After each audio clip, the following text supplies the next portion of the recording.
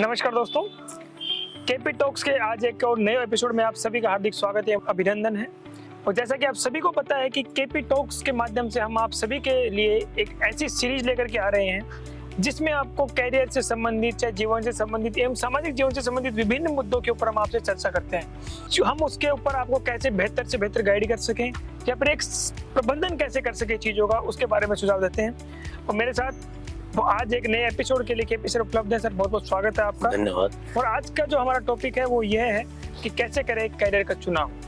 जी हाँ दोस्तों, आज के ज़माने में सबसे बड़ा अगर कोई बच्चों के सामने डिफिकल्टी का जो सवाल आता है तो ये सोचते हैं कि हम क्या करें, कब से करें और कैसे करें। उनको ये पता नहीं होता कि हम कक्षा 10वीं के साथ में क्या करें, 12वीं के साथ में क्या करें, 12वीं के बाद करना चाहिए या फिर 11वीं के साथ करना चाहिए। बहुत सारे सवाल स्टूडेंट्स के मन में होते हैं और वो अपने करियर में जब उनको एक सही गाइडेंस नहीं मिल पाती है तो वो कहीं ना कहीं अपने मार्ग से भटक जाते हैं। आज हम इस वीडियो के माध्यम से आप सभी को एक करियर में क्या क्या सुझाव हो सकते हैं, किस किस तरीके से आप आगे जा सकते हैं, बहुत सारे सवालों का जवाब देंगे केपी सर। सर मेरा पहला सवाल आपसे कि जब एक विद्यार्थी स्कूल में पढ़ता रहता है तो कक्षा 10वीं के बाद में ही या तो देख लीजिए सामाजिक दृष्टिकोण से या फिर एक माहौल से वो ये सोचता है कि मुझे अब कुछ ना कुछ करना चाहिए। बच्चों के जो इंटेलिजेंट जो कब से सोचना चाहिए, उसको कब से शुरू कर देना चाहिए कि मुझे अब इस तरीके से पढ़ाई करनी चाहिए और ये आगे जाना चाहिए। नमस्कार दोस्तों, सबसे पहले तो केडी सर का बहुत बहुत धन्यवाद। और आप सभी को हम अपनी बातें पहुंचाने का प्रयास कर रहे हैं। सोशल मीडिया पर आजकल आप बहुत कुछ देखते रहते हैं, तो कुछ अच्छा हो जाए, बस यही एक छोटा सा प्रयास है। और इसमें अहम योगदान जो है वो केडी सर की टीम का है और साथ ही केपी कैंपस के सदस्यों का है, उनकी टीम का है। और मैं भी अपने सुझाव आपके सामने रखता हूं। और बताने से पहले मैं ये भी बता दूं कि मेरे व्यक्तिगत सुझाव हैं, हो सकता है कोई इससे सहमत ना हो, तो किसी को आहत करने का हमारा कोई उद्देश्य नहीं है, तो आप इनसे आहत भी ना हो।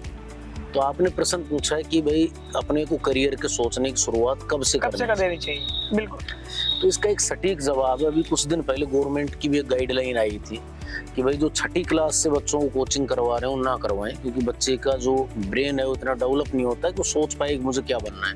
जैसे मैं बचपन में सोचता था कभी मुझे फौजी बनना है, कभी डॉक्टर बनना है, तो सबके ड्रीम चेंज होते रहते। बिल्कुल। तो मैं मेरे हिसाब से कहना चाहूंगा कि 10वीं तक बच्चे को स्कूली जीवन जीने दो। स्कूल का जीवन दोबारा नहीं आएगा। 10वीं तक उसको मस्ती करने दो, पढ़ने दो, अपने टैलेंट को पहचानने दो। और 11वीं क्लास से उन बच्चों को सोचना चाहिए जो नीट और IIT क्रैक करना चाहते हैं। बिल्कुल सर। उनको 11वीं क्लास से शुरुआत कर देनी चाहिए। और जो बच्चे अदर फील्ड में जाना चाहते हैं, जैसे भाई LLB करना चाहते हैं, जज बनना चाहते हैं, वकील बनना चाहते हैं, CA बनना चाहते हैं, तो वो 11वीं में तो कॉमर्स तो लेना है, तो उनको भी शुरुआत करनी पड़ेगी। साथ ही स्ट्रीम का चुनाव भी ऐसे करना पड़ता है कि हम क्या बनना चाहते हैं। बिल्कुल सर। अगर आप IIT करना चाहते हैं, इंजीनियर बनना चाहते हैं, तो PCM लेना पड़ता है। अगर आप डॉक्टर बनना चाहते हैं तो PCB लेना पड़ता है। आर्ट से आप जज बन सकते हैं, वकील बन सकते हैं, आप एडमिनिस्ट्रेशन में जा सकते हैं, RAS IAS बन सकते हैं। तो इसका चुनाव तो आपको 11th से पहले ज्यादा नहीं सोचना चाहिए, मस्ती में जीवन जीना चाहिए, क्योंकि जीवन एक बार मिला है, बार बार नहीं मिलेगा। तो बच्चों को स्ट्रेस में भी नहीं डालना। तो इसका एक सटीक जवाब यही है कि भाई 11वीं क्लास के बाद ही आप कुछ सोचना प्रारंभ करें। अब बात आती है कि भाई सरकारी नौकरी के बारे में, तो पहले 12वीं कीजिए, फिर कॉलेज के साथ सरकारी नौकरी की तैयारी के बारे में आप सोचना शुरू करें। आप RAS की तैयारी करना चाहते हैं, फर्स्ट ईयर से स्टार्ट कर दें, देर ना करें। SSC की तैयारी करना चाहते हैं, फर्स्ट ईयर से शुरू करें, कॉलेज के साथ साथ आप शुरू करें। बैंक की तैयारी करना चाहते हैं, UPSC की करना चाहते हैं, तो आप फर्स्ट ईयर से ही अपनी तैयारी को शुरू करें। बिल्कुल सर, लेकिन एक ये माहौल की भी बात होती है, क्योंकि वो किस संस्था का चुनाव करे, कैसे माहौल में जाए, क्योंकि हम सभी लोग के ग्रामीण परिवेश से बिलोंग करते हैं अधिकतर बच्चे। गाइडलाइन की बड़ी कमी, गाइडेंस की बड़ी कमी रहती है। बहुत सारे लोगों को सुझाव देते हैं कि मेरे मामा का बुआ कोटा चला गया, सीकर चला गया, दिल्ली चला गया, तो मैं भी क्या दिल्ली चला जाऊं। या फिर मान लो कि बहुत सारे पेरेंट्स की आर्थिक स्थिति इस स्थिति में नहीं होते कि वो अपने बच्चों को वहां तक भेज पाए। बिल्कुल। तो अब इसके ऊपर आप क्या कहना चाहेंगे? इसका माहौल तो है ही, इसके साथ साथ मैं ये कहूंगा कि आप कभी ये मत सोचो कि बहुत ज्यादा पैसा खर्च करके आप सफलता पा सकते हैं। पैसा से ज्यादा आपका टैलेंट होना चाहिए। तो मैं तो हमेशा कहता हूँ कि कठिन मेहनत और सही मार्गदर्शन ही सफलता का एकमात्र माध्यम है। अब आपको मार्गदर्शन सही मिले, इसके लिए आपको सही कोचिंग का चुनाव करना है। यदि आप कोचिंग करना चाहते हैं तो बिल्कुल ठीक बात। कई लोग कहते हैं सेल्फ स्टडी से बहुत अच्छा हो सकता है, तो और अगर आपको खुद पर कॉन्फिडेंस है और सेल्फ स्टडी से बहुत अच्छा आप कर सकते हैं तो आप कोचिंग ना करें। बिल्कुल सर। तो ऐसा कोई जरूरी नहीं है कि भाई आप कोचिंग करें। और अगर आप कोचिंग करना चाहते हैं तो आप उसका चुनाव इस प्रकार से करें, कौन सा शहर का पानी आपको सूट करता है, कहाँ आपको रहना अच्छा लगता है। टीचर्स तो आजकल सब जगह अच्छे मिल रहे हैं, इसमें कोई बड़ी बात नहीं है, क्योंकि जब से लॉकडाउन हुआ है और चीज़ें ऑनलाइन हुई है तो सभी लोग अच्छा पढ़ाते हैं, नो डाउट सभी टीचर्स अच्छा पढ़ाते हैं, लेकिन जिनका रिजल्ट का सिनेरियो अच्छा है और आप स्टूडेंट से फीडबैक लें। किसी भी कोचिंग को, किसी भी संस्थान को ज्वाइन करने से पहले आपको 4-5 चीज़ें देखनी होती हैं। क्या वहाँ रेगुलर क्लास हो रही है, क्या वहाँ एक्सपर्ट टीचर्स पढ़ा रहे हैं, क्या वहाँ अपडेटेड कंटेंट पढ़ाया जा रहा है, क्या वहाँ टेस्ट सीरीज समय पर हो रही है, उनका रिजल्ट भी आ रहा है कि नहीं आ रहा है, नोट्स वगैरह दिए जा रहे हैं नहीं दिए जा रहे हैं। ये चीज़ें आश्वस्त करें और माउथ पब्लिसिटी पे विश्वास करें। ज़्यादा जो होर्डिंग्स वगैरह हैं इन पर ज़्यादा विश्वास आप ना करें, क्योंकि ये तो कोई भी लगवा सकता है पैसे से, लेकिन आप विश्वास करें माउथ पब्लिसिटी पर। बिल्कुल सेलेक्टेड है उनसे पूछें, जो पढ़ रहे हैं वो सेटिस्फाई है नहीं उनसे पूछें, और फिर आप ज्वाइन करें। और इसके साथ साथ ये भी ध्यान रखें कि किस स्ट्रीम में आप जा रहे हैं, उन स्ट्रीम की एक स्पेसिफिकेशन होती है, एक स्पेशलाइजेशन होता है कि भाई कोई शिक्षक भर्ती की तैयारी करवाता है, कोई इंस्टीट्यूट तो शिक्षक भर्ती में ही बेस्ट होता है, कोई एसएससी रेलवे की तैयारी करवा रहा है तो उसी में बेस्ट होता है, कोई बैंक की तैयारी करा उसी में होता है, यूपीएससी का अलग होता है, आरएएस का अलग होता है। तो बहुत सी चीज़ों को मैच ना करें। बहुत से लोग लिख देते हैं भाई मैं ये भी कराता हूँ वो भी कराता हूँ, तो ये ठीक नहीं है। बिल्कुल। एक और सबसे बड़ा ग्रामीण परिवेश के विद्यार्थियों के लिए सबसे बड़ा जो कंफ्यूजन का आज के ज़माने में सवाल है वो ये है कि उनको शहर की हवा बहुत जल्द लग जाती है। वो ये अपने बड़े बड़े सपने लेकर के तो शहरों में आते हैं, लेकिन वहाँ आने के बाद में वो अपने जो मूल सपने होते हैं, जो मूल चीज़ें वहाँ से लेकर के आए हैं, मूल मोटिवेशन लेकर के आए हैं, उसको भूल जाते हैं। देखो क्या कहना चाहेंगे, किस तरीके से शहर में जाने के बाद वो हवा से बच सकते हैं? क्या वो ऐसे तरीके अपनाएं जिससे वो शहर की हवा से बच सकें और जो अपना उद्देश्य लेकर के आए उसको पूरा कर सकें? देखो बहुत से बच्चे मेरे पास आते हैं, वो कहते हैं सर हम मोटिवेशन के वीडियो देख रहे हैं, सर आप भी मोटिवेट कीजिए। आप भी यदि आईआईटी और नीट की तैयारी अगर आपने की हो, मैंने पहले AIEEE की तैयारी की थी, तो वहाँ कोचिंग्स में लोग मोटिवेशन भी देते हैं। लेकिन मैं आपको एक बात कहना चाहूँगा कि मोटिवेशन की यदि आपको ज़रूरत पड़ रही है तो इसका मतलब आपका सिलेक्शन होना बहुत ज़्यादा मुश्किल है, क्योंकि इस दुनिया में केवल एक ही मोटिवेशन काम करता है और वो सेल्फ मोटिवेशन। आपके अंदर जब भूख ही नहीं है तो खाना चाहिए कितना भी अच्छा रखा हो, आप क्यों खाएंगे? इसलिए जो आप कारण लेकर आए हैं, भाई आपके पिताजी गरीब हैं, आपकी पारिवारिक स्थिति अच्छी नहीं है, आपकी माताजी का सपना है, आपका सपना है, this is the real motivation, उसको जिंदा रखिए।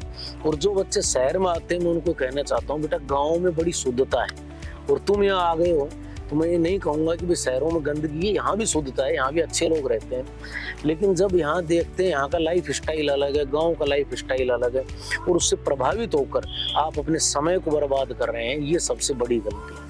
हमेशा याद रखो वक्त को बर्बाद मत करो, अन्यथा वक्त तुम्हें बर्बाद कर देगा। इसलिए अपने समय को बर्बाद मत करो, अपना शेड्यूल बनाओ, पढ़ाई करो, कैसे भी करके अपने 8-10 घंटे पूरे करो और अपने मेन चीज पर फोकस करो जो आप करने आए थे। कभी राह से भटक भी जाओ। मेरे फिजिक्स के सर थे विजय उपाध्याय सर, हमें न्यू हायर सेकेंडरी में नवीन स्कूल में पढ़ाया करते थे, बहुत ही शानदार व्यक्तित्व। वो मुझे हमेशा कहा करते थे कि बेटा अगर तुम कोई गलती कर रहे हो तो उसको सुधारने का एक ही तरीका है कि जब तुम रात को सो तो उससे 5 मिनट पहले कॉपी लो और उस पर लिखो कि तुमने अपने लक्ष्य की तरफ बढ़ने के लिए आज कितना कार्य किया। तो आप जब 2 दिन लिखेंगे, तीसरे दिन अपने आप सुधर जाएंगे। अगर आप गलत रास्ते पर जा रहे हैं तो अपने लक्ष्य को लिखिए, अपनी गलतियों को लिखिए, उनमें सुधार कीजिए और शहर की हवा में बिल्कुल मत आइए। ये सब कुछ ऐसे ही रहेगा, सफलता के बाद और भी सुंदर लगेगा मेरे दोस्त। बिल्कुल। कई बार क्या बहुत सारे विद्यार्थी शहरों में पढ़ने के लिए आते हैं, उनमें से कुछ % ही सफल हो पाते हैं, बाकी असफल हो जाते हैं। ऐसे पर विद्यार्थियों को आप क्या कहना चाहेंगे? देखो बेटा, पहली बात तो ये है कि सफलता और असफलता, इस पर बड़ा मुद्दा रहा है, हमेशा से रहा है कि आज किस क्षेत्र में आप रहते हैं। जैसे आप गुजरात में रहते हैं, अहमदाबाद में रहते हैं, तो वहाँ सफलता का मतलब ये है कि आपके कितने बिजनेस हैं। वहाँ सरकारी नौकरी को अच्छा नहीं माना जाता। जबकि हमारे इस समाज में जहाँ हम रह रहे हैं, अलवर की हम बात करें, तो यह सफलता का मतलब है कि आप सरकारी नौकरी में लगे कि नहीं लगे। आप करोड़ों रुपया वैसे कमा रहे हैं, उसको सफलता नहीं माना जाता।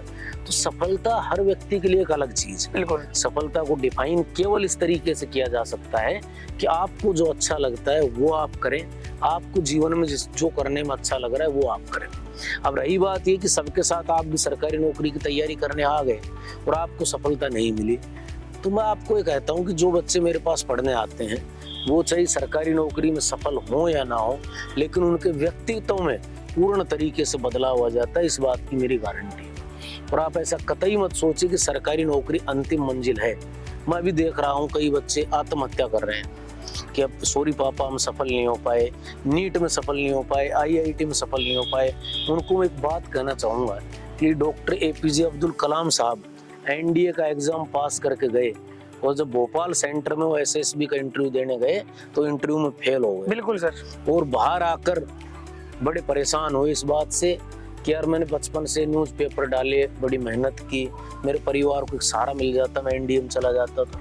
और जब वो राष्ट्रपति बने तो कहते हैं कि अगर मैं SSB में सफल हो जाता तो मैं केवल एक टुकड़ी का अध्यक्ष होता, लेकिन आज मैं तीनों सेनाओं का अध्यक्ष हूँ। और उन्हीं कलाम साहब ने हमारे लिए क्या क्या किया, देखो ग्रेट मैन रहे। तो इससे पता चलता है कि जीवन में कई बार असफलता ही सफलता की सीढ़ी होती है।